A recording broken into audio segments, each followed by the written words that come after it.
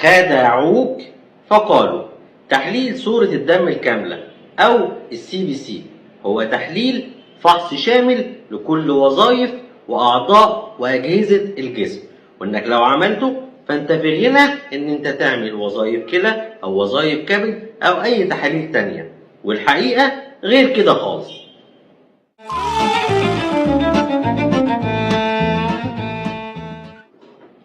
عشان نفهم الموضوع بشكل أبسط تعالوا نعرف الأول إيه هي مكونات الدم. الدم بيتكون من كرات دم حمراء اللي بتحتوي جواها الهيموجلوبين، وكرات دم البيضاء والصفائح الدموية. كل المجموعة دي متحملة على البلازما. البلازما هو السائل اللي شايل خلايا الدم وماشي بيها جوه الأوعية الدموية. أول خلية من مكونات الدم هي كرات الدم الحمراء، واللي هي تقريبا بتمثل 40% من حجم الدم كله على بعضه. كرات الدم الحمراء بتحتوي جواها على الهيموجلوبين. الهيموجلوبين هو المسؤول عن نقل الأكسجين من الرئتين لكل أعضاء الجسم، وهو المسؤول عن نقل ثاني أكسيد الكربون من كل أعضاء الجسم ويرجعهم الرئتين عشان تطرده بره الجسم. لما بيحصل مشكلة في نقص عدد كرات الدم الحمراء أو نقص محتواها من الهيموجلوبين، ده اللي بيسبب الأنيميا. فبالتالي لازم نعالج ده إن احنا نكتر كرات الدم الحمراء أو نعوض نقص الهيموجلوبين اللي حصل. وزي ما قلنا إن عدد كرات الدم الحمراء ليه معدل طبيعي لازم يكون مظبوط فيه، لو قل عنه بيسبب الأنيميا، والأنيميا ليها أنواع كتير هنتكلم عنهم إن شاء الله في فيديوهات جاية.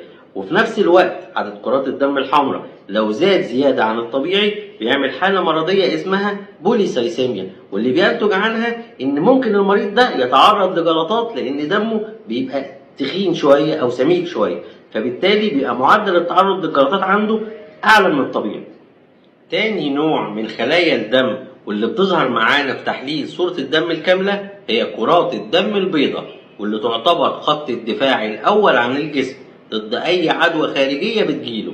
كرات الدم البيضاء بتتقسم لخمس أنواع: نيتروفيل، ليمفوسايت، مونوسايت، زينوفيل، وبيزوفيل.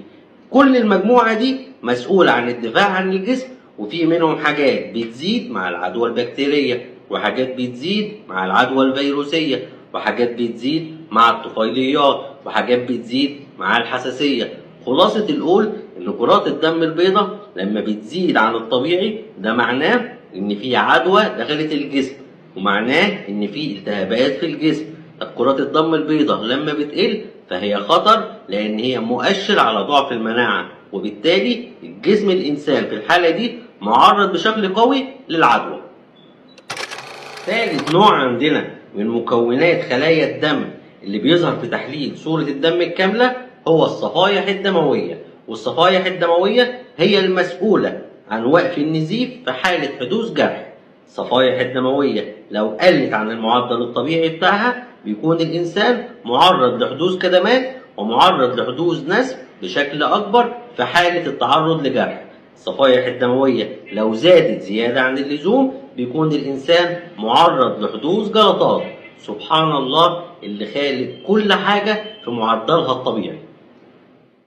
وبكده نكون عرفنا إن تحليل صورة الدم الكاملة بيطلع لنا كرات الدم الحمراء ومحتواها من الهيموجلوبين، وكرات الدم البيضاء والصفائح الدموية، واللي أي اضطراب في عددهم سواء بالزيادة أو بالنقص بيكون مؤشر لأن في مشكلة في العضو المسؤول عن إنتاج هذه الخلايا. في الحالة دي لازم الرجوع للطبيب المختص عشان هو اللي يتابع معانا الموضوع ويشوف إيه السبب في حدوث هذه المشكلة. كل يوم معلومة جديدة.